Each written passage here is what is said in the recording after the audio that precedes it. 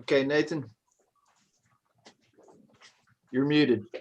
Hey guys, thanks everybody for joining. I'd like to go ahead and call the this meeting to order. This is a virtual special call meeting of the HZC. And the first item here is approval of the agenda for this evening. Do we have that up? Can everybody see my screen? Yes. Yeah, wonderful. One note, is this better or is that better? That. This is better. Okay.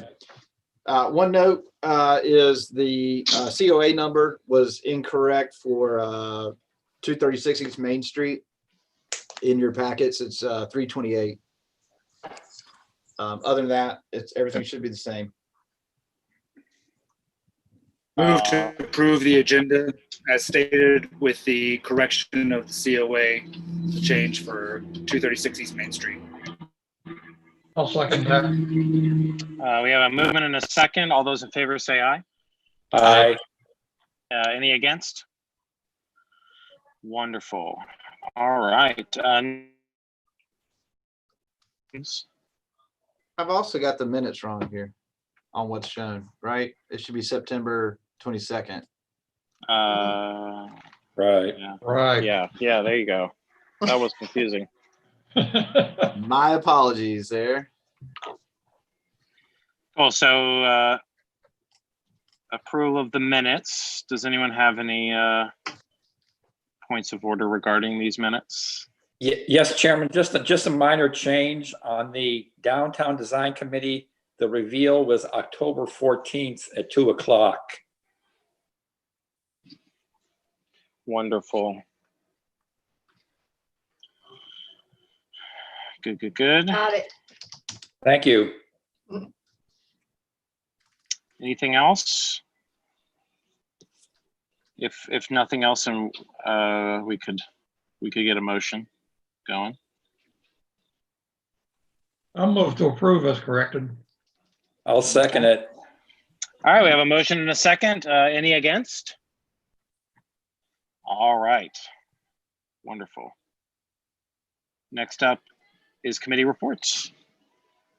Yes, so touching base on these briefly, the Blight and Beautification Task Force that has not been started back was mentioned, is mentioned in the bridge plan or the comprehensive plan review and assessment, where we're adopting and extending the current comprehensive plan recommendations. And so in those recommendations, one of the modifications is to start that task force back. And so hopefully we can get some momentum back with that effort. The next is just that the Breezeway project that the Downtown Design Committee has been working on is complete now. So encourage everyone to go downtown and take a look at that. It's really transformative. And then so that group will now be moving forward with identifying future projects and putting in a good, strong organizational structure in place that aligns with some of the reorganizing that's going on with JCDA. And then lastly, there was no design committee meeting this month. Matt, just to mention, point of information on the Breezeway. I happen to be down there today, and the artist is working on the mural. Yeah, I've got a slide on the mural. So it's coming along, as well as the one over on Buffalo. Buffalo. Yeah.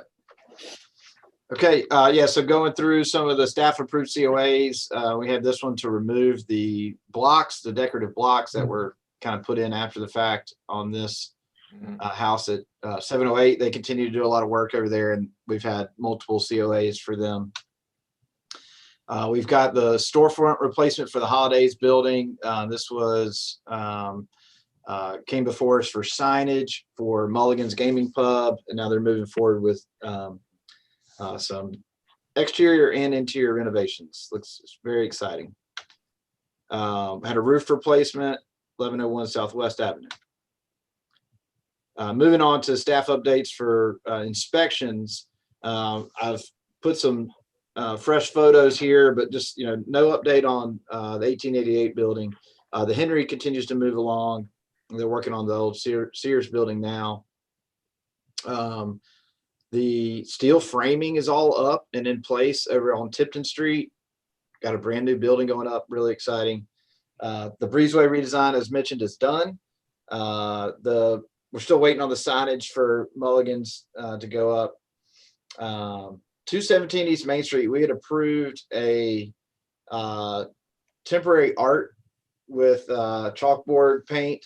That one actually, not only did that not come to light, but there's been some issues. That building was approved for renovations before my time, probably about 4 years ago, and it still hasn't been complete. So we're trying to work with them to get them into compliance. And my understanding is that they've hired a new contractor, and so there's some new fresh momentum on getting that complete, which will be a nice little gap in the downtown fabric that will be freshened up. And so excited. So you may be having some revisions to an exterior COA that may be coming before you in November or December. Go Burrito got their signage up. It looks great. The Rouge folks have not got their sign up yet. As mentioned, 73 Buffalo Street mural is been laid out as pictured there. And the same with the downtown Breezeway mural. This is a different design than what came before you guys. It had not been finalized, and the design committee ended up switching out the mural, the preferred mural or the winning mural. And so this kind of highway scene is the one going up there. So that's downtown. In the Tree Streets, construction of the pool house over at 709 West Pine Street has come out of the ground. Mr. Manley, yes. Do you have a picture of the new downtown mural? Yeah, well, just have this rough, what they've started in the bottom right corner. Okay. Okay. But yeah, that was all approved by the design committee and the public art committee. And then we approved that space and that wall and those materials as a commission. We don't approve the design. So I understand that. Design. Yeah, I just know because it was changed. I was curious if you had a new picture. I took a picture of it just a little while ago this afternoon, but it's on my camera, but I'll download that and send it out to everybody. Yeah, maybe at the end of the meeting, I can dig through some files and pull it up if y'all are still interested. Because he was down there painting this afternoon. 423 West Pine Street, new construction. It's mainly, it's continuing to finish the exterior there. It's got a roof on it.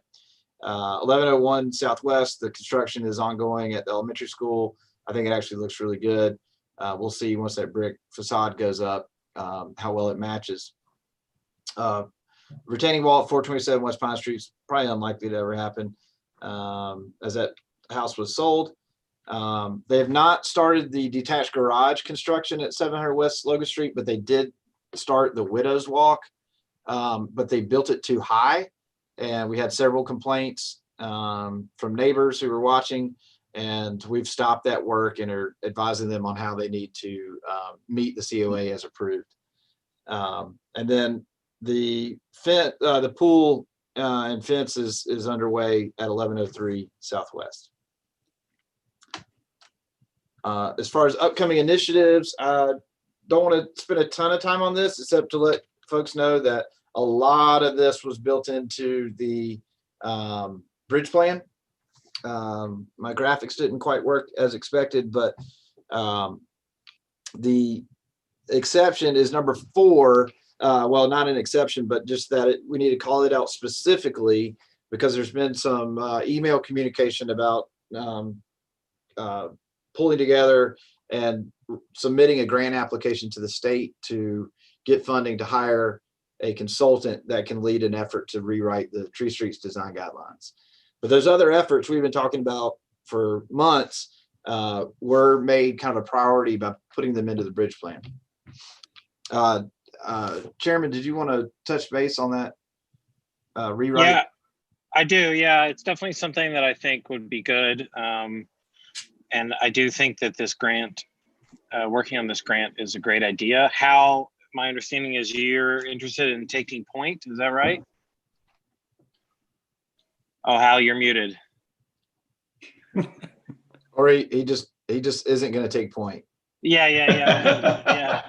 It'll basically be Matt, but knowing how, I mean, he's in charge of the bridge plan and the department is down one. And, I was involved in at least the beginnings of writing the grant that we had for Hellrise Park. So, yeah, I'd certainly be willing to work with Matt on that and, help put it together. Awesome. We appreciate that. I'm excited about it. So what are our next steps here? What do we need to do next? Start on the grant? Well, we probably need a quote and get an idea of what kind of money to ask for. Right. Awesome. Yeah. And then totally. we would need to get some type of preliminary approval from the city to do the match. Okay. I think Okay. that would be good coming from the commission.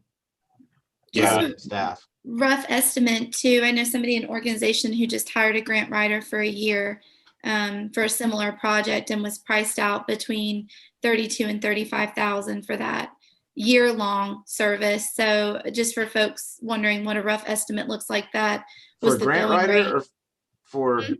I'm confused, for a grant writer? Or Yeah. Well, they decided they chose between doing a flat rate for the grant writer for the project or taking them on for a year, and they decided that they would be of better service to have them on for the year. So they went ahead and did that. But when they priced it out, it made more sense to have them on for that longer time frame versus the one flat rate project. So I think what we're referring to is a quote for the what it would cost to do a design guideline update. for For a consultant to separate do a from the design grant guideline writer. update. The No, grant it writer, would not we be would a be grant writing. writer. The grant writer, basically that'd be Matt and myself working with THC, and it's Right. not that difficult to do. Right. I thought we had talked and maybe I'm confused. I thought we had talked at one point about having somebody about writing a grant for somebody to come in and do the rewrite. Yeah, so the consultant, we would write the grant. grant, we would be the grant writer. The city would be the grant recipient, and we would Mhm. go out and do an RFP and hire a consultant to do the actual rewrite. Right. I guess that's what I'm talking about, the price point for the consultant. The last that I heard that somebody took that on opted to have them for a longer time frame. So it may be something that we want to consider. I think we're talking about the same thing, just in different phases potentially. Yeah. So what is our next step? Is Well, it just getting those quotes? Do we want yeah, to? I think we do you can reach need out to the support? state Okay. to get a idea of price range for a design guideline rewrite, and they could guide us with that. I think someone like Thomason that did our national register nomination for Gump Edition, someone like that of that caliber. I think he just did one for Bristol, wrote some design guidelines for Bristol for their downtown. So just getting an idea of what those experts would charge. And I don't know if it would be based on the size of the neighborhood or how that would be priced. I imagine that you could find some comps pretty easy, and we could get a price range. And once we have that, then we know what kind of ballpark we're looking at for a 60-40 match. And we could go and make a request to see if that is fun, if that match from the city would have to be budgeted, or if it's something that there's some discretionary funding for. It just depends on the amount. And I actually did reach out just today to Claude Stagger and Jane Coleman about if they could give us some idea of the cost of that, what we're looking at on that. So we'll follow back up next month after we've got a price point, and then Hal, you and I can communicate and get together. Right. If anybody else wants to be engaged, we can do that. And I Nathan, we'll think, keep you in the. oh, I'm sorry. I didn't mean to interrupt. I was just going to say, I think to clarify my point, if we have an inventory of things, of current projects that this one individual could potentially tackle, it may be worth exploring multiple price points or multiple, lumping the projects together so we don't have to go through this process again in a Oh, year that's or so. interesting. That's a good idea. Yeah, that is a good idea. So, and that's why the others went with an extended Yeah. contract to make the most of that. But Well, I don't know what else we have going. I know we've talked about the Tree Streets rewrite for a while. So if there's anything else that we could knock out, that'd be great. One Yeah, is that's just on here, the preservation of the structures on West Walnut. So those would be landmarks. So creating landmark districts, and then if there is any kind of expertise on how to preserve and protect, the materials under Main Street. yeah. We also have hired part-time planning consultants to help while we're short-staffed, and one of them has extensive historic preservation experience, from what I understand. So we may try to utilize them as well. That's great. Okay. That We is great. are being introduced to one of them tomorrow morning as a staff, and so I'll keep you posted on that. But Okay, that sounds sounds good. like it could be very similar to what Commissioner Toole is referring to. Yeah. Somebody That's who could help with multiple projects. Yeah, that's smart. I think that's a good idea. So over the next month, we can all think about what other projects we would want to include, and Matt, you'll keep us posted on the temporary staff person and whether they can be involved. I think my only other question is, in a Tree Streets guidelines rewrite, my understanding is that we would have an opportunity to expand the district. That's that a totally different thing. totally different? Okay. Yes, totally different. Okay. Could be, you could run those things concurrently. It would involve Right. approval by the Planning Commission and the City Commission to change the district boundaries. Yeah. The guidelines would simply be approved by the commission, the Historic Zoning Commission. Well, maybe we take it one bite at a time. Why do you mention agree. that though, Chairman? Because I've heard some talk about that too, and some sincere interest in expanding the district. So is there something that? No, I think the reason that I think about it is because I own this rental property that's not in the district. Right. And it makes no sense because it's an incredibly historic house that is like really cool and should be in the district. And it's always confused me why there's these little pockets. So I just popped into my mind as it's an opportunity. And I have heard that from people that they would be interested. Without taking too much time, I can give you some history on that. If we've got some people, Nathan, like you, and I know some others that are down there in the 100, 200 blocks. Right. That's a big change. When the district was first laid out, there was so much absentee rental landlord in there, Right. and it was not worth the fight. We would have lost. Right. We wouldn't have gotten anywhere with any Right. of it unless we trimmed it down. And in the past, a number of years ago, the commission did attempt to expand it and got shot down like we did with Hillrise Park. Yeah. Ooh. Okay. Oh, yeah. Okay. Well, it's definitely, let's plan on having a more lengthy discussion about, Right. Long-term strategies for this Yeah. board and commission. Look at the bridge plan, look at the historic preservation element, and come together. The writing a grant for the Tree Streets rewrite is within near term, potentially attainable. Some of these other things might need to go, and we request additional funding through the budget cycle. What is next year's budget cycle going to look like for the city with COVID-19? There's a lot of unknowns, so we got to keep all that in mind and be strategic. Cool. We're doing that with the Planning Commission. We've got a kind of energized group that really wants to see us set goals and attain goals, and so that we could have a retreat or something like that where we set the goals for this commission as well, and try to figure out strategies for getting those things completed. So I would say we say that for another time, but keep that in mind. Cool. Sounds good. Okay. What's next? New business. All right. This is 701 West Locust Street. This is for the roof replacement at Montrose Court. They are requesting to replace the slate with architectural shingles, and it's considered a partial demolition. So they've submitted a application for a certificate of economic hardship. This was brought before you last month and deferred, and the applicant has gone out and gathered additional information and shared that. And so it's back before you for consideration this evening. The quotes that came in to replace the roof, which is the part shown in yellow, the back part is a rubber membrane that's already been approved, just simple replacement, not visible from the street. The part that is visible from the street, they're proposing to replace with shingles, and the cost is just under $90,000. And you compare that to the cost for actual slate, which would be roughly $310,000. Quite a significant price jump there. And then even with synthetic shingles, it's just marginally less than real slate. And maybe that actually should read synthetic slate rather than synthetic shingle, but it has the look of slate, but it would be of a different material. So those are the price points we're looking at. That alone causes some concern with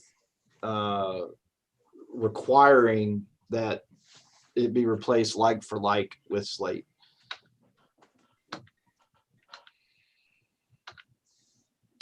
Just some historic photo of the building as shown there compared to today.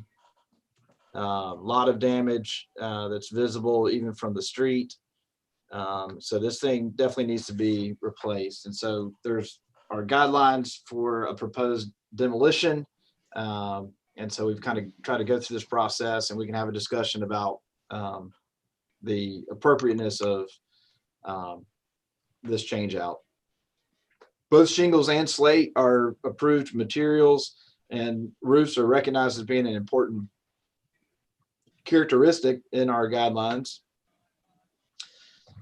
So with the economic hardship application, it lays out the zoning code lays out all the requirements for application. And so the owners have gone through and tried to provide this information the best of their ability. All that information was provided in your packet. To me, the bottom line is you've got we also had a DRC meeting. I said we didn't meet this month. That's because it was actually in September, but we did meet previous or after the last meeting to meet with this applicant and give them some guidance to move forward. And we went through these items for the economic hardship application. They provided all the information best that they could. We also had folks from the state involved on that call, and it was discussed that due to the ownership arrangement, with it being a condo association, it made it very difficult for them to be a recipient of a grant or tax credits. And so we explored that option, and it did not look favorable. The other, if you look at the value of each of these units individually, it makes it very difficult to justify the very high expense of slate. So really the question to me is, what slate appears to be out of reach just financially. So what is an appropriate replacement material? Is it what they've proposed with the charcoal architectural shingle, or is it something else? I know that Chairman Brand has done some research. Commissioner Hunter has done research. And I know, there may need to be some discussion about having this group plan for the future. If this is a 20-25 year roof replacement, what would be the appropriate next roof material, given that you have a number of years to plan and prepare for a new roof between now and then. So the roof is in really bad shape. Time is not on our side. We need to as difficult as it may be to lose a very historic material, we've got to keep the big picture in mind to protect the rest of the structure by first putting a roof on it, and secondly, not overly burdening and depleting all the resources of the owners so that they can't address and repair other parts of the building. So staff recommends approval with consideration of a condition that a future roof, that monies are set aside for a more appropriate historic looking roof material in the future. And I'll open that up for your consideration. So this will be a stopgap measure then, Matt, if we approve this? You could call it that. Okay. But if you were to call it that, you would want it to be a very long-term stopgap measure. Right. I mean, Right. Brett can correct me if I'm wrong, but these roofs that he's looking at have 25 to 50-year warranties, as I recall. Right. I do think I would be interested to hear once we get into public comment. But I know that, one idea that has surfaced is requiring, including language of some kind to incentivize the HOA in the future when the roof does need to be replaced to have sufficient monies built up slowly over time to be able to restore the slate roof or synthetic roof. And, the price difference, as you can see, that Matt's sharing with us is, it's those two things are in a league of their own compared with shingle. And it's really, really difficult.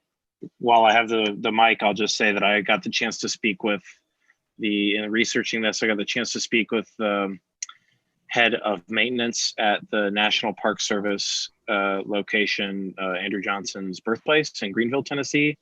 I don't know if y'all have ever been there. It's really cool. I've never been, but I'm planning on going now. And they have a couple of slate roof structures that they replaced with synthetic slate. And they went with synthetic because it was just a little bit cheaper. But once they got into it, they had to redo the underlayment. There was all kinds of other damage, just as Mr. Hatcher and the HOA are looking at. And it ended up costing just as much as regular slate would have. On top of that, the company that I was asking him for recommendations, and the company that they used for synthetic slate promptly went out of business, and they were not able to get any extra tiles or anything like that. So they're kind of out in the cold themselves. So it was an enlightening discussion because I think, all of our frustrations and problems, ours and Mr. Hatcher's and the HOAs were confirmed. I mean, the National Park Service is having the same type of problem. So I don't know. That's my 2 cents for now. If we approve this as it is, would they lose their designation on the National Register of Historic Places? This is what was addressed in the DRC meeting, because this was a concern of mine as well, Wes. The indication seemed to be that it is a don't ask, don't tell sort of situation, which on the record, I'd like to say I'm personally very uncomfortable with, having just gone through a National Register of Historic Places process. It is lengthy. It is time consuming. It takes money and effort and resources. It is not something to be taken lightly. And there seemed to be the threat of, if this did get back to the state, that potentially it could endanger that. It is kind of a who would do that or why question, but just so we have full information and full disclosure going into the conversation, that seems to be a potential price for making this decision, right? Which could potentially save the building, but may cost that designation. How often do they examine these places or look into? They come unannounced? I had a conversation with Holly Barnett with the THC. They don't go around checking them. Nobody does. No, nobody checks them. So once people don't check them. National Trust doesn't check them. THC doesn't go around on buildings that are on the register and check them and make sure they're. Now, if a building is demolished or something of that sort, or significantly altered in some major way, they will catch that and take it off the list. Okay, so once you're on, you're on. Is that what you're basically saying? Pretty now? much, yeah. Unless they follow up with some sort of update. So they don't check by process, but with the folks that I spoke to about this since our last meeting, they do respond to updated information if informed or tipped off. So it's not So once they're don't on, they're ask- completely protected forever. Yeah, don't ask, don't tell, right, Megan? Yeah, I mean, that's Right. kind of the Yeah, that's basically what response we're I got. dealing with here. Okay. But also, I'm curious what the historic preservationists had to say about it, because I know we talked about getting somebody a little more knowledgeable and specialized to look at the property at the DRC meeting, at least. So I'm curious what their take on that would be. Maybe Mr. Hatcher can address that in the public comment section. I think efforts were made to reach out to folks, but I don't know that we had any actual expertise look into the building. Right. Though we did have the folks on the call that basically, that are our local, most knowledgeable folks, and they seem to echo the same sentiments that have been shared already. So. Right.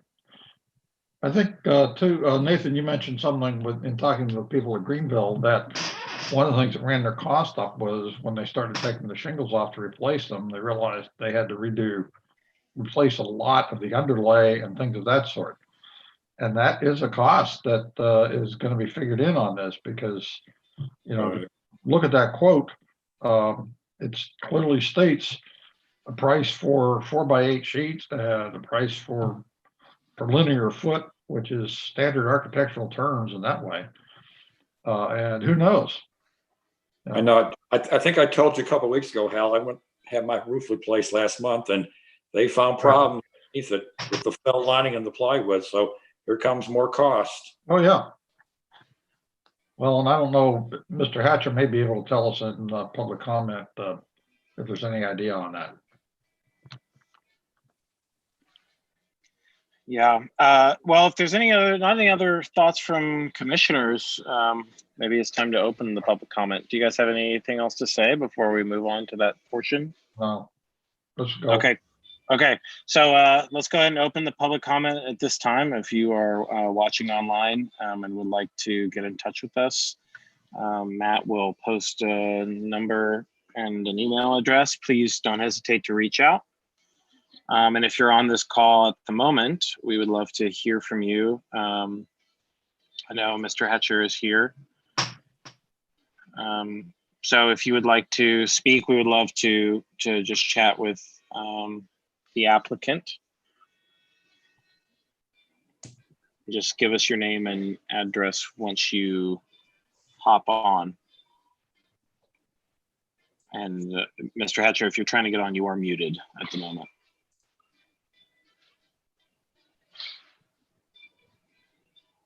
Hello? Okay, well, if no one wishes to speak, how would we like to proceed? I mean, I would like to hear from Mr. Hatcher. It's possible that he stepped away. Do you guys want to table this and come back to it, or do you want to make a motion? Back. Oh, there he is. Hey there. Sorry about that. I don't know what happened. My computer just said my connection became unstable.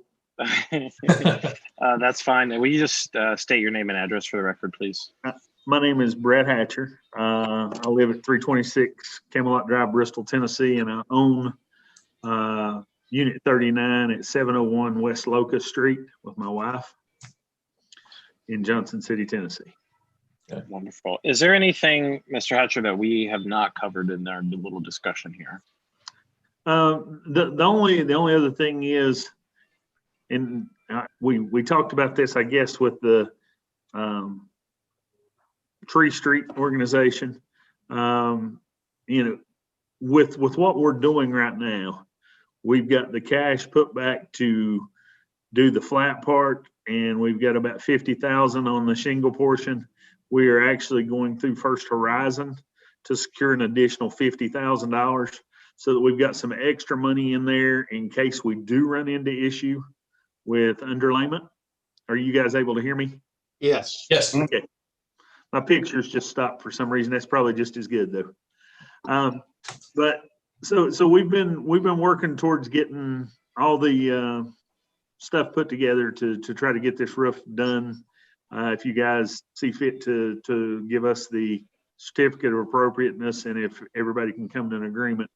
And like I told the board members from the Tree Streets organization, I said, we want to be the neighbor that you guys are looking for, but we're sort of the new couple, and we're on a pretty fixed budget on doing what we can do to get the roof put together so we can start to the outside and continue moving around the building until we can get the exterior of it fixed. And then we're going to start worrying about our interior corridors at that point. So if anybody's got any questions for me on what our intentions are, I think we made them pretty clear. We did provide the financial information to the best of our ability for you guys, so y'all could see what we're against, what we've been up against. We've actually had to hire an attorney. We do have a few people that are not willing to pay their part of the assessment or their fees. We've got it down to one now. So we've got money coming in steady. Pretty much got the line of credit set up so that if we do run into any kind of hiccups, we do have some additional monies available. And we got a 5-year plan to pay that back.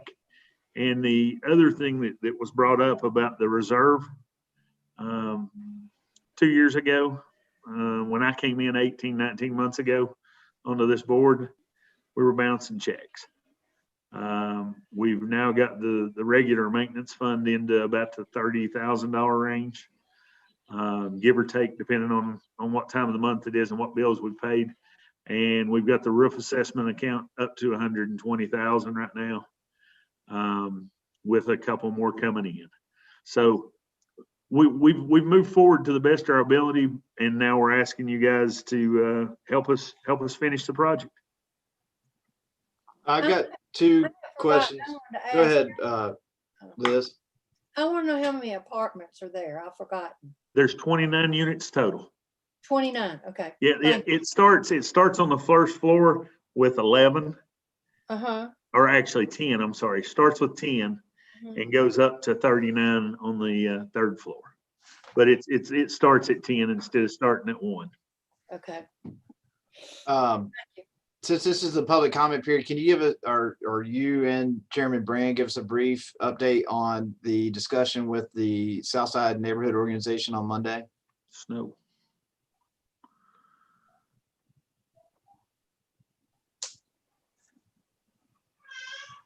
And you're asking Nate, correct? Are you asking either one of you or both of you? Yeah, we presented the majority of the facts that you guys have seen here. He did ask any of the members of Snow that had any public comment to please see about attending this meeting today.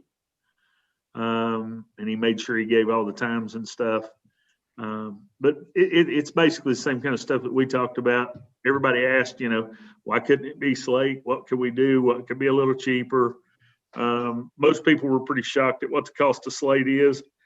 And the other issue that we've seen with people that have done Slate, just like the Park Service, you got the federal government there and they're having trouble getting somebody to complete it. That's pretty scary on the private side, believe me.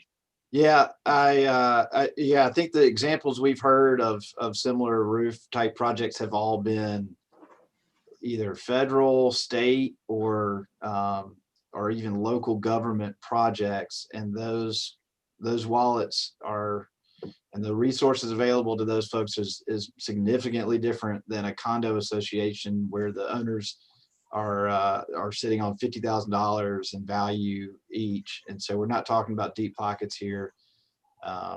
And Chairman Brand lost connection, and so it was a timely question for me to ask him a question right when he was losing a connection. So I apologize.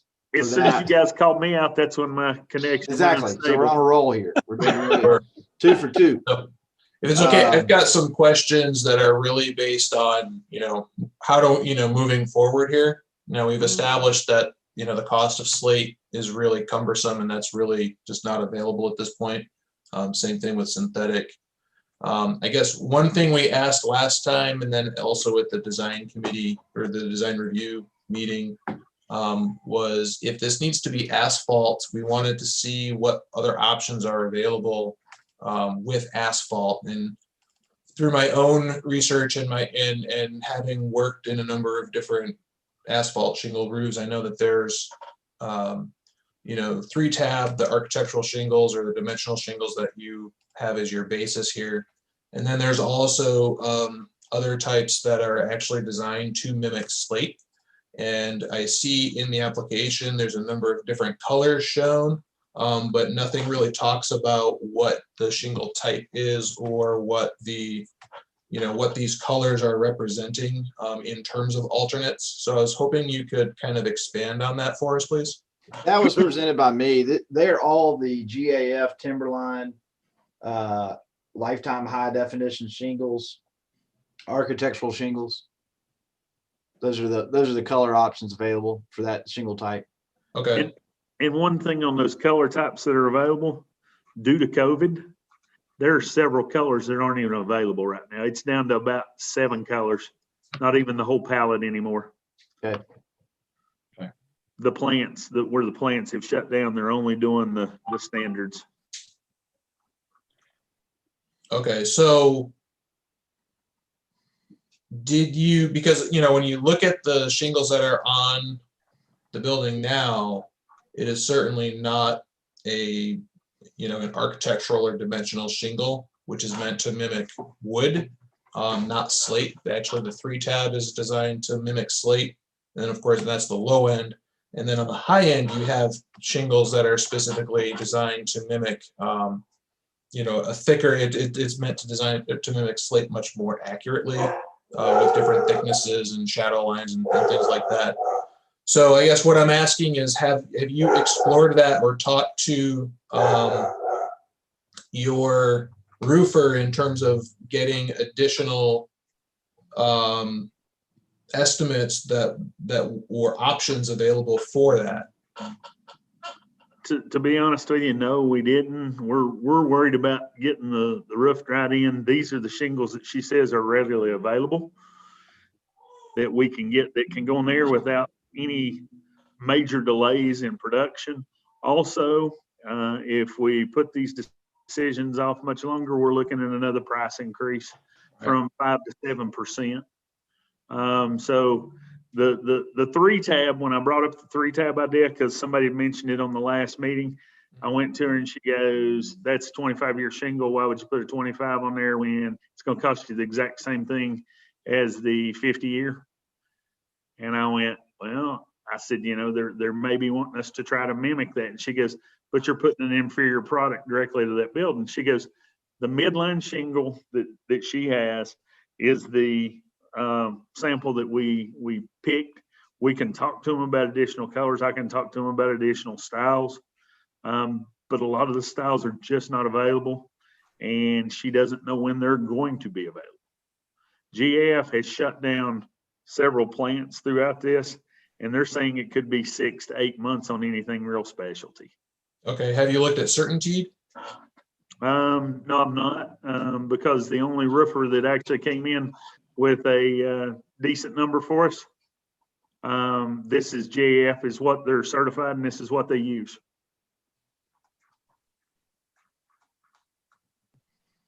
Okay.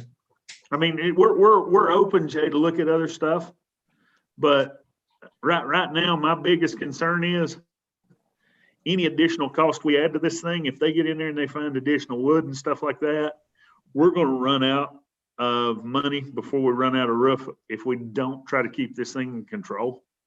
No, and if we start looking at the different dimensionals and high def and this and that, it's beautiful, and I'm not saying that we wouldn't like to do that, but that slate is a dimensional look.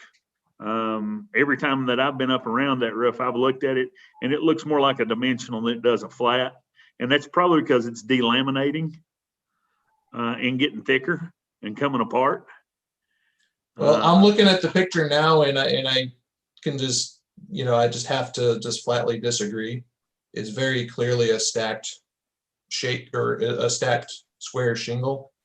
And I think that one of the concerns we brought, and I think I was fairly direct in this question, was you're asking us for economic hardship, and we certainly see the need to provide some sort of way forward that's viable. But in exchange, we needed the financial information, which thank you for providing that, but we also needed to see what other considerations you could provide in terms of providing a material that is at least more appropriate to the style of the building. And I don't see that here. Yeah, I'll just add that number 4 under demolition is inappropriate, talks about the replacement consideration. And so that is part of the consideration tonight. And I know it sounds very thorough, but Commissioner McCusker, I think these are important questions because, if this roof does go on, it is going to be 25 years at least, and now we're hearing 50 years. So there's not going to be an opportunity to assess some of these things like appropriateness of materials or best option once we move forward. Right. So time and resources are of the essence, but this is a critical moment for anywhere from 2.5 to 5 decades. So, I appreciate the thoughtfulness of the questions. Just to add some perspective there, it also is, a critical point in the overall life of the building. And the hole that Mr. Hatcher has pulled that organization out of to get it to the point where they're actually even talking about putting a roof on it. So we've got to make sure we understand the perspective that is this an ideal situation? Absolutely not. Is it compounded by the pandemic? Absolutely. Is it compounded by years of neglect? Absolutely. But what can we do to put it the best, put it in what's the best option available to us that doesn't create more, potential risk to the building itself in the long term?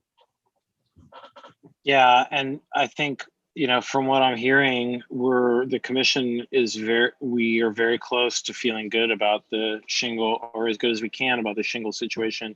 I think we're just trying to make sure that we have the best possible product on that roof. Right. It sounds like we're concerned that we're concerned that we might not have all the information, even though like compounded by the pandemic is a good point. So I guess my question would be, how do we go forward from here? Right. And right. And I it's kind of becoming more deliberative. So I want to just, be mindful that this is still the public forum. But I mean, is it, we've asked the question twice now,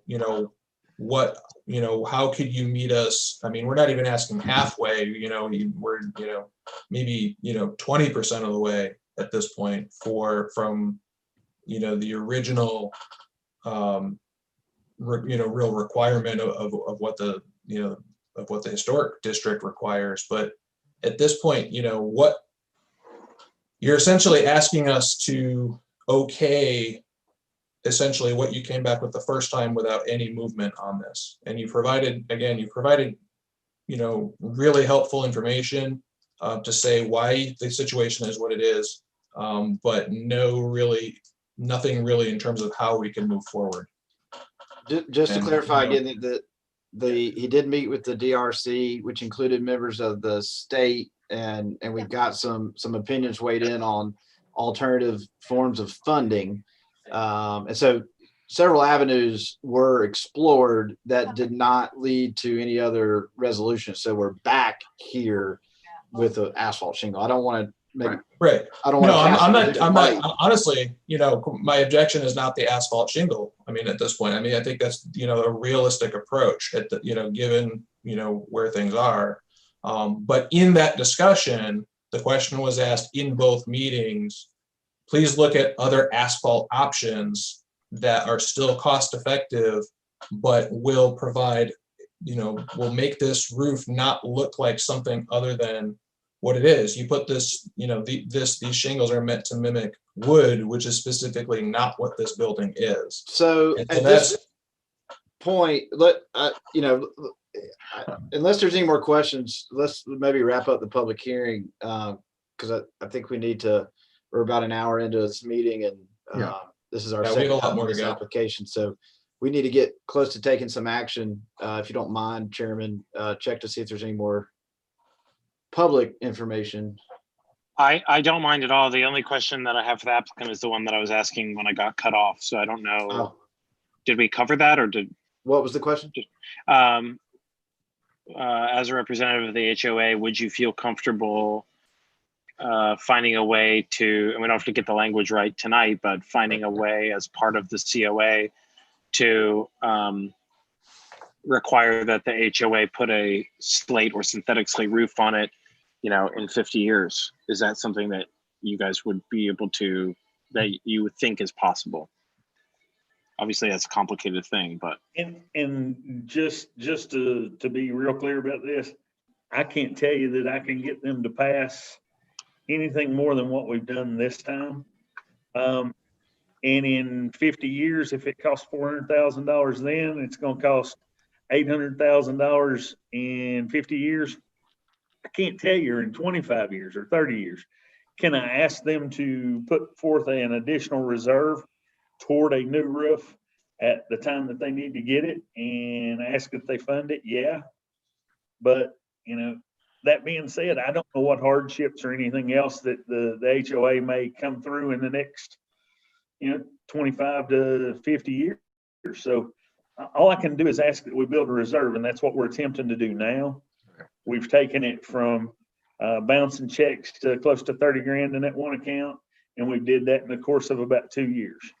One of the things that is slowly draining the building is the roof, because every time we get leaks and we have to do repairs inside the building and we have to do repairs around the building, till we get that roof on there, we're in the same boat. Would I be willing to ask that language be added at the next board meeting, that we would attempt to put a slate or slate-like, or to the best of our ability, some kind of high definition type roof that mimics that? Sure, I'll ask, but it's not my place. I can't say 100% that they will do that or they won't. Yeah. Because it's a board just like you guys. Right. There's 5 of us, and at the end of the day, majority rules. And I think definitely there needs to be additional reserves put forth, because even after we finish this roof, we're going to be paying for it for five additional years, with the additional monies that we're going to borrow from First Horizon, So just to make sure that we've got it. Chairman Brand, I think we can make that condition, and then we'll have to leave it up to them to make the decision to follow through with it and how they want to govern following through with it. I am not sure that we have the authority to put that kind of a condition on a COA. Yeah. I mean, that sounds like we are directing a business on how they're supposed to run for the next. No, 50 the years. condition would be that the next roof would have to be of the historic material. Right. And it's It up to wouldn't the, be- it to wouldn't the dictate DOA how to they figure pay it out. for it. All right. Yeah, that we might be able to, okay. Yeah. So isn't that condition already in place, that the next roof has to be of historic material? Is that a new condition?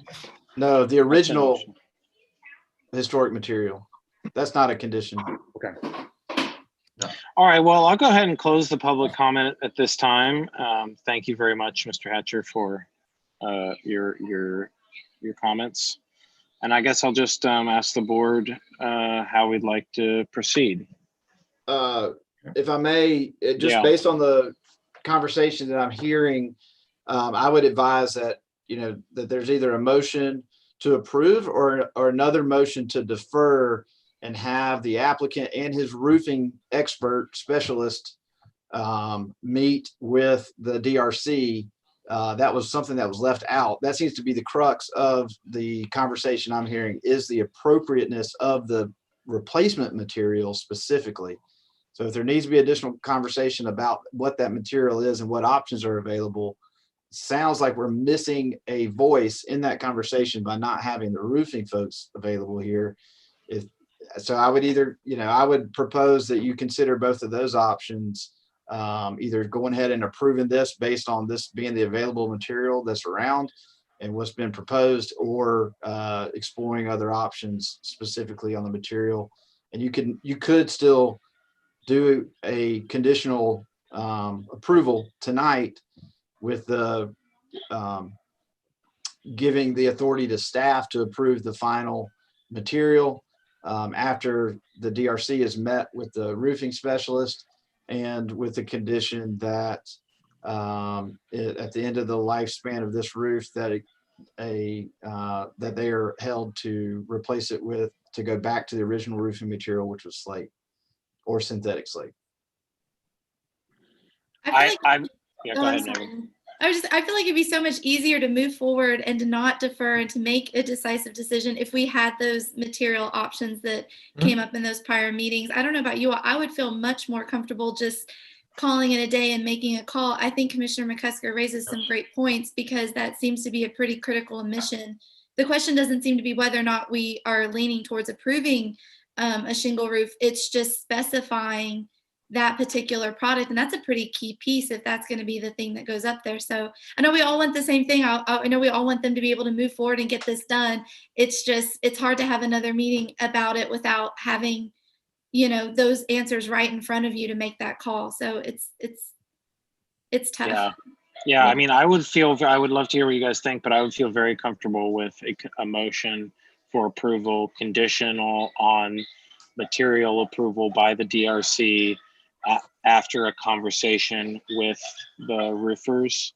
Also included in that motion, a requirement that the HOA, or a request for the HOA to include language to put a slate or synthetic slate roof on the building when this roof expires. I wouldn't limit it specifically to the HOA. I would just say that the roof be replaced with the original material. Yeah, and I hate to push this to a fourth meeting, but I think that's the only way we're going to get this resolved without making the applicant wait another month. Absolutely. But we can, as soon as Leonard is the roofers, right? As soon as they can meet with the DRC and you guys approve it, then they don't have to come back before this body. And it is going to be getting colder too. Right. Gonna be getting colder. Just to clarify. So, all right. Okay. So yeah, does somebody want to make a motion? I'll make a I have motion. a question. Oh, go ahead. Okay. Oh, yeah. For Matt. So if we do this though and move forward, will that create a precedent for when the next roof goes on, to where if that language is not approved, then the fact that this was an exception to the historic materials, can that be used as rationale for continuing with that type of roof replacement, or how would that work? Every decision made by this commission, any commission, is not, you're not necessarily setting precedent. Every decision is made on the individual case with the circumstances that you're faced at hand. And so this is a unique situation, as they all are. And so I would not be too concerned about the decision being a precedent for all other decisions. It's a decision made within the circumstances. And if the similar situation were to arise, then maybe you would make the same decision, but it doesn't necessarily bind you in any way. Well, we won't be making the decision in 50 years, I would imagine. But I'm asking for this particular building, in this particular case, if that would be a factor. So I plan on enforcing this at the age of 91. I don't know about you, but you're committed, Matt. You're committed. It's commendable. There you go.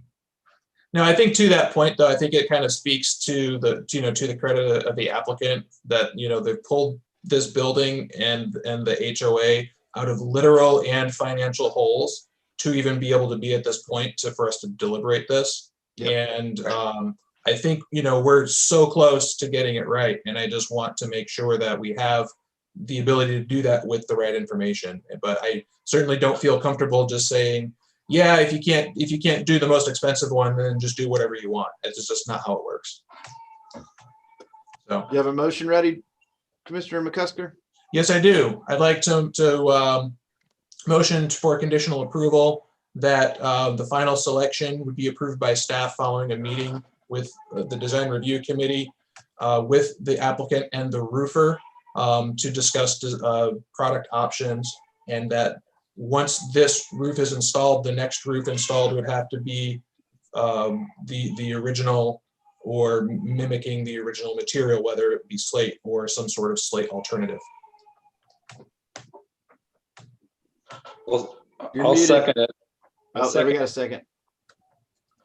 All right, we have a motion and a second. Ms. Lawrence, can you call the roll?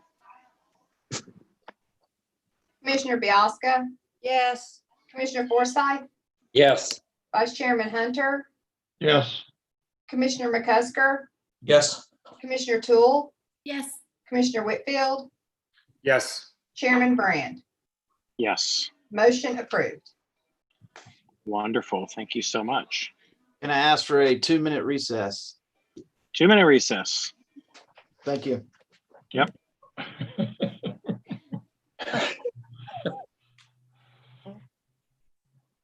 All right.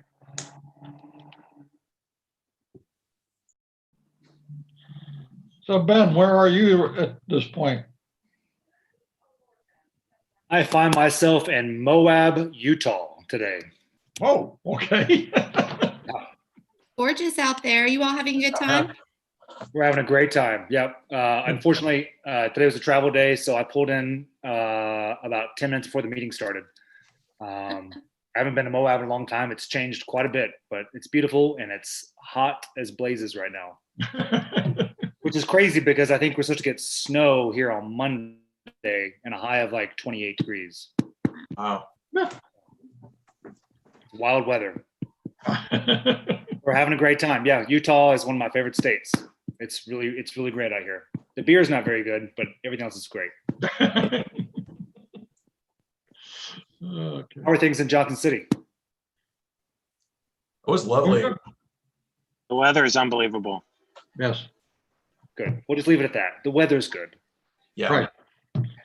Well, but I don't know, things are moving along, no major issues that I know of going on. The mill is looking amazing. Oh, it is. It is looking incredible. Yeah. Yeah. Summers Taylor put up their crest. It's huge. It's so cool.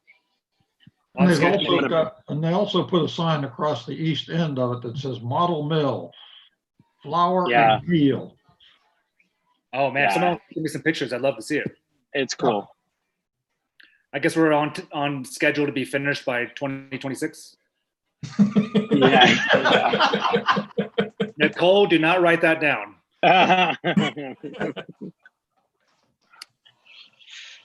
Oh, Yeah, they got the parking lot all graded, parking lot lights in, lights on the building, sconces on the building. It looks so good, man. That's great. It's looking Awesome. great. Yeah. yeah, they've just got to finish up the parking area on the Walnut Street side. And the guys are up there painting. They've got the, you need to have blinders on if you're on Walnut Street looking, driving towards the mill because they've repainted all the towers. Mhm. And they're What color? white, Wait, and they are bright, especially on a day like today with the sun out full. It's like, my God. I thought they were going to paint it cream like the rest of it for some reason. Yeah, I thought maybe they would. But no, Yeah. Have they figured out what they want to do with those silos yet? not that I've heard. I'll have to ask Burleson. Yeah. And last I heard, they were still trying to figure out what to do with them. Maybe rock climbing inside of them or something. I think it was undetermined at the time. Yeah. I know one of them is basically going to be elevator lobbies. Something like that. The one closest to the, Yeah, they actually put the two closest to the building yeah. and of course build in a connection there between them, and that's all the elevators. Right. When does Summers plan on moving in there? The end of July. Okay. Last July. Hey, we got Nicole back. I think we're ready to go. All right. Wonderful. All right. All right. Next up is Wallace Theater. Matt? Yes, this is for a master sign plan. It just includes a wall sign and window sign. The proposed wall sign is shown. He's taken the similar logo from the Wallace shoe store that was exposed when he did some cleanup on the outside of the building, exposed this old historic sign. So he wants to incorporate that into his new business and the logo. And so this is what's been proposed, a black aluminum sign panel with the polished aluminum letters. This would all be made of metal, 42 square feet. That is the wall sign. The window sign is just vinyl white that would be placed on the doors, 4 square feet total. It's very simple, straightforward. We've got the design guidelines here for you to refer to. And I will point out that the size does exceed our 1 square foot per linear foot. However, given, still totally at the discretion of the Historic Zoning Commission, given that they're replacing an existing historic sign and making reference to the historic sign that utilize that same space, they're not expanding or exceeding the signage that's there now. Right. Staff recommends approving that despite the larger square footage, and the window sign along with that, which should have been included in my recommendation, but on the slide. But yeah, both the wall sign and the window sign are recommended for approval. Okay. Can I ask a couple of questions for clarification? Sure. So the sign panel, they're just basically this black panel is going to fit in the existing sign panel that's there. Just copy that same size, That's correct. which is why it exceeds. Okay. No, No. the sign panel is not counted towards the square footage. Okay. So just the So- letter, the box around the lettering and the Box logo. around the lettering, just like it's shown here, the background on the sides would be black. That would not count towards the sign, Okay. just the letters. All right. And then this, clearly the render of the sign on the black panel is clearly a different building, but Yeah. it's shown. So I just want to, they're not looking to do anything with the storefront or with the aluminum brake metal between the sign panel and the storefront. That's correct. I think it was just the aluminum black was in place on this other building where apparently there's palm trees. And they use that as a way to Photoshop the other Okay. signage. That's fair. And then one last question, how is this planned to be lit or is it not planned to be lit? There's no plans for lighting. Okay. I was wondering. What kind of thing, it's gonna be live theater, Matt? Just for the, We can ask the applicant. okay. Any other questions for staff? I have none. Let's go ahead and open up the public comment. If you would like to speak, there is a email address that Matt will post here and a phone number you can call into the meeting. We you're- have the applicant here too. Right, and if you are the applicant, we'd love to hear from you. Yes, So this is just- Chris Maloney, the applicant. I'm happy to answer any questions about it. Hey there, thank you. Will you just give us your address for the record? Yeah, I live at 71 Cherry Street, Johnson City, and the address of the building is 215 East Main. Wonderful. Do commissioners have any questions for Mr. Maloney? I'm just curious, is this live theater, Mr. Maloney? Yeah, it'll be a combination of live theater. I have a theater background. I lived in Chicago for about 10 years. And so improv theater, storytelling, some one act, simple theater, like minimalistic kind of theater with low numbers of props and scene. But also I want to do second run films like 80s movies, classic movies, stuff like that. I've got a big 16-foot screen in there now. Okay. Oh, that's very exciting. This sounds like a good addition. Yeah, that's amazing. Particularly since Wiley's Theater there, reel to reel closed down. Do we have any other questions for the applicant regarding the sign? If not, I'll go ahead and close the public comment. Thank you very much, Mr. Maloney. Appreciate you being here. And we'll entertain a motion at this time. Motion to approve the COA as presented by staff. I'll second that. We have a motion and a second. Ms. Lawrence, will you call the roll, please? Yes. Commissioner Biasca. She may have dropped off. Okay. Commissioner Forsyth, Yes. Vice Chairman Hunter, Yes, Commissioner McCusker, Yes. Commissioner Toole, Yes. Commissioner Whitfield, Yes. and Chairman Brand. Yes. Motion approved. Commissioner Biasca had said that she may have to drop off at some point, so it's not a technical difficulty. It was a time constraint. Okay. Moving on to the next application for 201 East Main Street. This is for New You Hair Lounge. They've done a really great job with the rendering for their projecting sign. As you can see, this is just under 10 square feet aluminum with a brass colored paint on a black metal sign panel. This is routed out. The part that's shown in the brass color would be routed out, and there would be lighting between the panels so that a halo lighting effect would shine through and illuminate the sign at night. It should be very classy and the overall size and scale of the sign is appropriate for a second floor use. And it'll be attached with steel mounting brackets.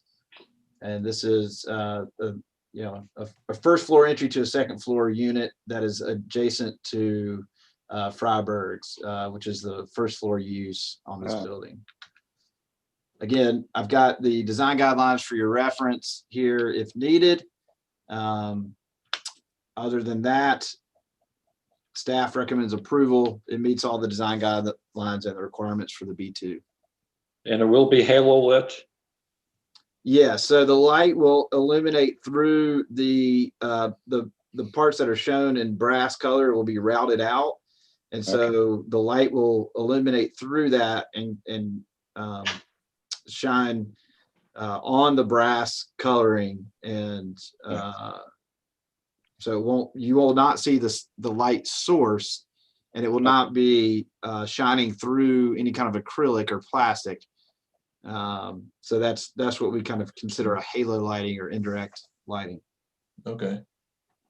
Matt, just for point of clarification, the one side of it is black with the brass lettering, but the other side, as I read that, it looks like something. This is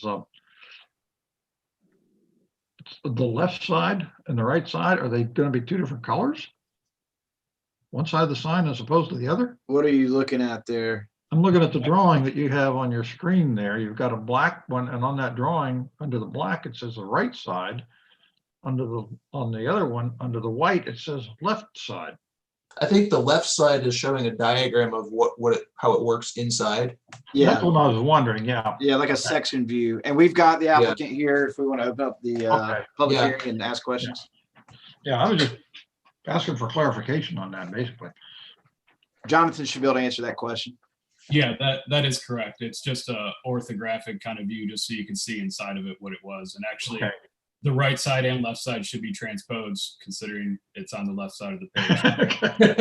But if you're outside of the building looking on it, that's actually the right side of what it would look like. So, I mean, Yeah. If you're in the threshold. Oranges to oranges. Well, let's open up the public hearing if we can. Yeah. So let's go ahead and open up the public hearing. Does anyone have questions for the applicant? Just name and address, since you already spoke. Yeah, my name is Jonathan Curtin. I'm at 201 Holland View Drive, and that's Jonesboro. The address of the location where the sign will be is 201 East Main Street, and that's Johnson City.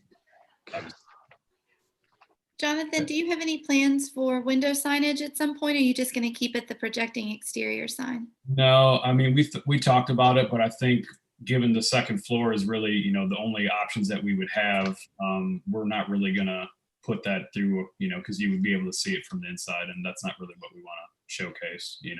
The sign that we have should be good enough to, get our clients to visually see where we are, because we're having a really hard time because Google Maps takes you to the other side of the street rather than the fountain side. So, the sign is going to be a hey, I'm right here. You know what I mean? So. Sure. Actually, I have two questions. One of them, your part of the proposal is not to paint the sign details on the sidewalk, as shown in the picture. Oh, no. That was getting fancy and bored late night. Yeah, we're not. So more seriously though, my question is the sign bracket and then the connector from the sign itself to the bracket are very, very thin profiles. Yes. How is the power running to the LED strip through that? I mean, has that been planned for? Is that the intention, or will there be a separate wire visible? It would actually be solar powered, so it'll be lit from inside. So there won't be any electricity at all. Where's the solar panel? Would actually probably be on top. We haven't really, I guess, zeroed in on the part of it, but it would probably go across the entire top of the bar where you wouldn't see it. So it wouldn't be I guess, a design cue that you would notice. It would just be subtly built into there. That part has been, kind of been on the hold just because we haven't figured that, actual part out. But that is the gist of it, and we're going to try to keep it as much as similar to what you see here on here. Thickness might be a little bit thicker, depending on what we actually use. So I'd love to see that actually happen, because I think there's a lot of business owners that could benefit from something like that. Yeah, same here. I mean, why go into the building if you don't have to, Right. Right. And why spend money on it? Why muddy up the look? Yep. I'm totally So agree. all of those things. So that'd be awesome. I'd love to see that when it's done. Yeah. Free energy, and that whole side of the building sits sun all day long because we actually so, got lots of free light coming. Right.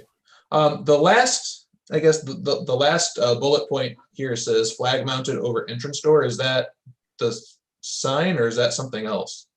No, that's a sign. Okay. So it'd actually be over the window area of the entrance, I guess, to be more specific. Right. Like how it's shown in the perspective view. Correct. Okay. All right. I guess my questions are answered. Perfect. Yeah.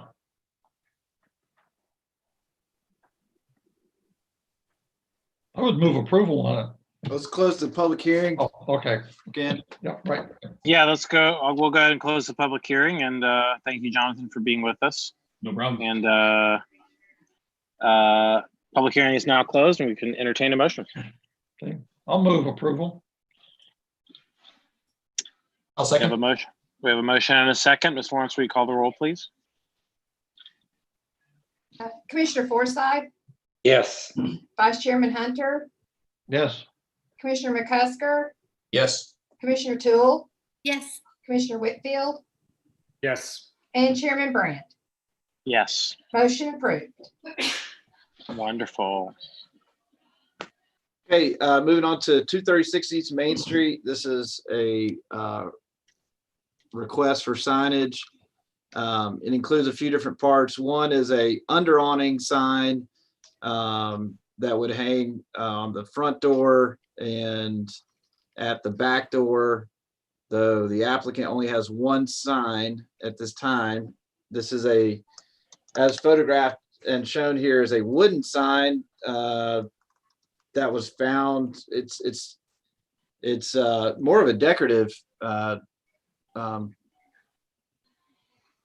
piece that you may hang on a wall. It says cafe on it. It's very small, 4.5 by 9 inches. It's one-sided, and they're proposing to hang that under the awning for their new business. And then on the windows, they've got this perforated signage that would go on the windows. They've got some of that up now with some temporary signage, and they'd be looking to move some of that around. This is where the cafe sign would hang. Similar location and clearance that's needed, similar to the other signs that hang under this awning, but much smaller and again one-sided. So there's some existing signage on the window that says coming soon. That would be shifted over here to the door. And then this is the signage that she had proposed for the window. It is perforated, so it does allow some greater transparency than what's shown. I also talked to the applicant about cutting out the gray background and removing that from the window, so only the outline of the image would be shown. And so they were agreeable to that recommendation. Overall, this is very much a budget signage plan. The applicant did not seem to think that signage was all that important. And that people would just find her through other means. So it won't be lit then? There's no lighting proposed. So I'm not sure how they plan to do an additional sign on the back door, given that they only have one sign that they found at a flea market. But the window signage would be able to be replicated on the back door as well. Well, when the They- food is good, What's that? that when the food is good. Indeed. So it meets the basic requirements of the design guidelines. There is no sign company involved. There's nothing that's really being crafted other than the vinyl stick-on window signage. It is very, it is minimal. So, but this is a small business trying to open up in our downtown, and again, signage is one step of that. So staff recommends approval for the hanging of this sign and the perforated vinyl window signage on the front and back. Can I just ask something in the awning there? Was there a gap there near that sign that I thought I saw? Yeah, there's a hole in the awning. Okay. And the applicant is not present, is that right? Excuse me? No, Yeah. she's not. She's out of the country.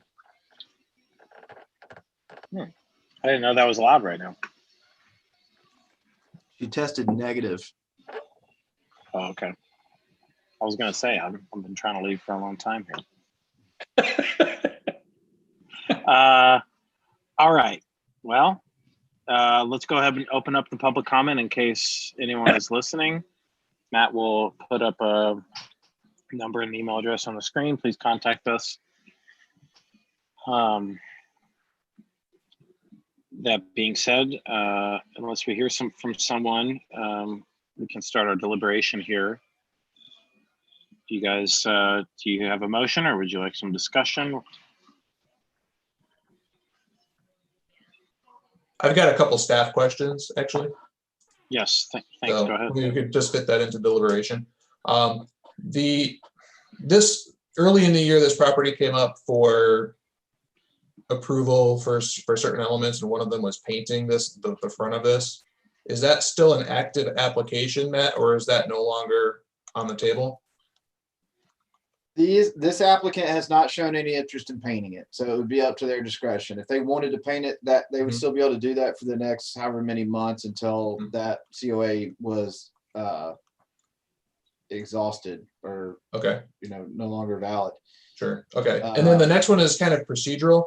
When you look down the street, you can see the Roman numeral. I don't know if they technically count as signs or not, but they're essentially hiding the exterior lights. Did they mention any plans to do anything with that, or how are we considering those? So that's the address, and they were told that they could no longer use that as the address because it was too difficult for emergency vehicles to spot and identify. Yeah, they're having to add an address letters. Okay. She took that as an understanding that she had to remove them, which I explained to her it would then reveal those lights and would probably not be a good idea, but that she was welcome to paint them. Okay. My understanding is she likes them. Okay. So, maybe she could put, I don't know, pies or something, or just, something, I don't know. Work it into her marketing maybe. Okay, but that clears it up for me. Right. Yeah, I was trying to figure out what those numbers meant. I know. Yeah. A little bit. I did notice as I was walking down around there looking at that, it looks like those are made out of wood, and they've got like tinfoil or something adhered to the back to kind of prevent the heat from those lamps getting on them. And the tinfoil is breaking off, coming loose. looks like it's been overheated and it's starting to peel. So. I'm Maybe not- that's something, beyond our scope that, Well, it is, yeah. you know, Dave McClellan's team needs to look at. Yeah, no, yeah, or code enforcement. I appreciate the, Yeah, I was just bringing it up as a point. Yeah, bringing that up. Something we can deal with, but. yeah, no, we can, I think it's something that, I'll have some folks look into it. okay, thanks, Matt. Okay. Well, do you guys want to continue to deliberate or put forward a motion? Did we close public hearing? Yes. Oh, I don't think that we did. No, let's go ahead and close that, seeing as no one wished to call in. Good. Public hearing is now closed. Very good. So the current, I guess, the current proposal with the window sign is to use that perforated metal, but cut out in the shape of the waitress figure? Yeah, it's a vinyl, perforated vinyl. Oh, vinyl, okay. Yeah. Right. And so that was something I proposed just to increase the transparency. Right, okay. And then what is this, the bracket in the image you have on the screen, the That's bracket? the back of the sign. That's the back of the sign, okay. So they're not proposing to like, they just are good with just one side of it being useful? Yes. Okay. How are they plan? I see a piece of string here. Is this the proposed? The string is something that is left over from the I believe the price tag at the flea market. Gotcha. Does the price tag count as an additional hanging sign? Matt, that is a good point. How do they plan to secure this? Yeah. Because string sounds. That needs to be covered. Yeah, no, Yeah. that Yeah. we can make a note that, so there's metal chain, like chain link is used on all the other signs, so we could make that part of the motion. Okay. Okay.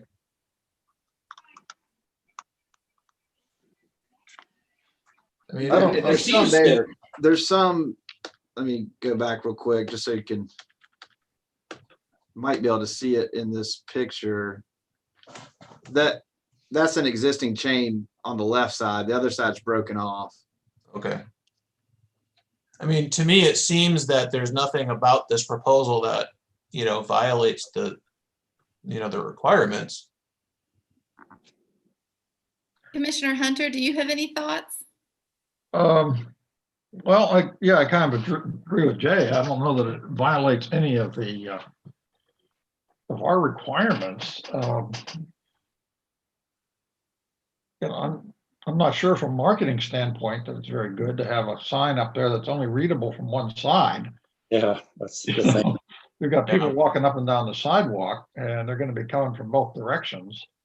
Right. Although the cars come from this side, so I guess there's that. Yeah, well, the vehicle traffic is coming from that side. Yeah. Well, I actually put it up that way because that made sense to me. But the applicant had not decided which way they're Okay. going to face it, but I think I may have convinced them to put it this way. Yeah. Okay. I mean, there's nothing here that, I mean, I don't object specifically to anything here. I mean, it looks like the, you know, the business name would be hard to read in this proposal, but I think that's more of a question for the applicant.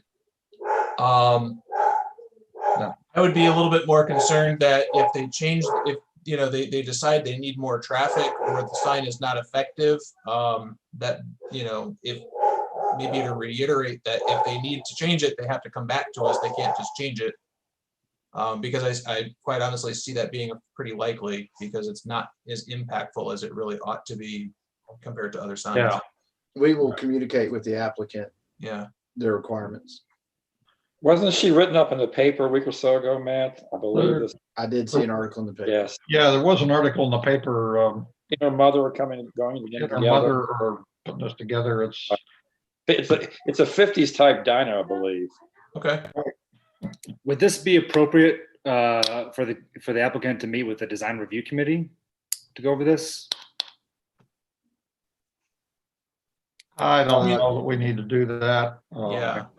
I mean, again, there's nothing really that, usually when we have the design review committee, talk about these things, it's more about a large scale project or something that really needs to be brought up to standard. And in this case, they meet the standard.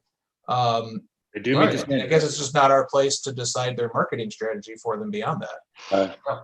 I agree with you. So staff has met with the applicant, and I honestly don't know how fruitful that would be. That they've got a very limited budget. There just didn't. There was not. They were trying to meet the minimum. Yeah. Sure. Okay. I mean, I would love to this to be, a great little quirky place that, you can go to get some fun food, but, I'd love to see it come to fruition.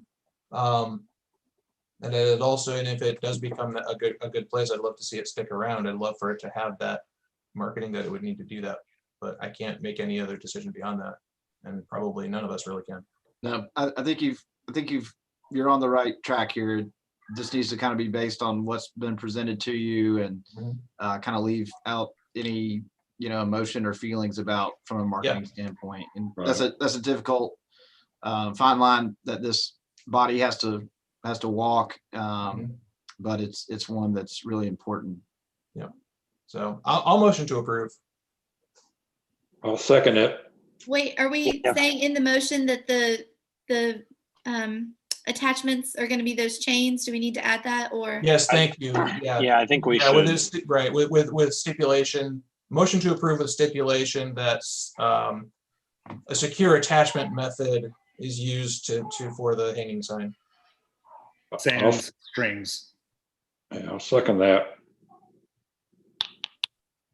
We have a motion and a second. Ms. Lawrence, will you call the roll, please? Commissioner Forsyth, Yes. Vice Chairman Hunter, Yes. Commissioner McCusker, Yes. Commissioner Toole, Yes. Commissioner Whitfield, Yes. and Chairman Brand. Yes. Motion approved. Excellent. Wonderful. Cool. That's it, folks. Thanks, everybody. Great Yeah. job. Thank you. Thanks for everybody's time. everybody. We'll see y'all on the other side of Good luck next week. Yes. Congratulations. Good luck Yeah. to you, Molly. Oh, Yeah. yeah. Good luck, thank you man. guys. Yeah, please make sure your new staff is with you next time. Appreciate it, guys. Y'all take care. Good luck. Bye-bye. See ya. See you guys.